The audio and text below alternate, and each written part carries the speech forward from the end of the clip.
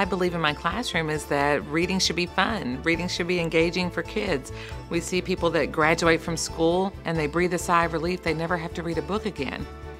And so I've tried to critically look at my classroom practices and decide what motivates kids to read and what actually demotivates kids to read, and design my classroom instruction to create an environment where kids will read.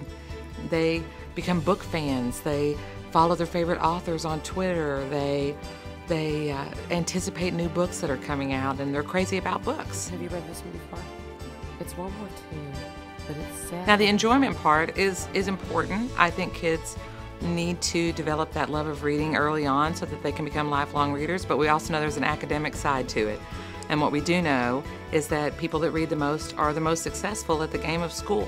And so by building that love of reading in my sixth graders, I hope to guarantee their academic success for many years.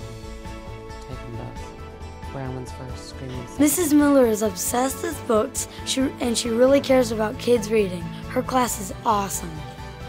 Don't you love Miss Miller's classroom? It's like she knows every single book in here. She really deserves to be Teacher of the Year for Texas. So when we think back about the English classes that we sat in when we were in high school or middle school, it might have looked like this.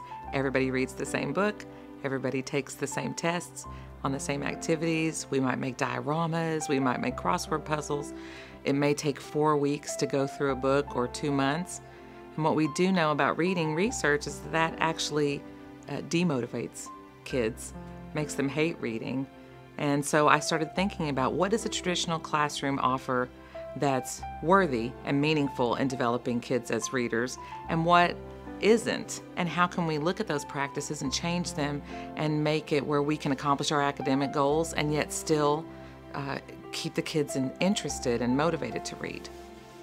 Although reading is what I talk about mostly when I talk to people about education, it's bigger than that. It's more about engagement. What are we doing to engage kids with learning? How are we making school a place where they want to be? We know that motivation and engagement are the key to learning, and I think about that with my students. It's not just with getting them to read. It's about they're touching their hearts and their minds in a way that encourages them to learn even after school ends. And I still talk to many of my former students, and they're still reading, and I think about them being parents who will read to their own children. And that's what matters. It's not just what you do today, it's how you're helping them for their lives.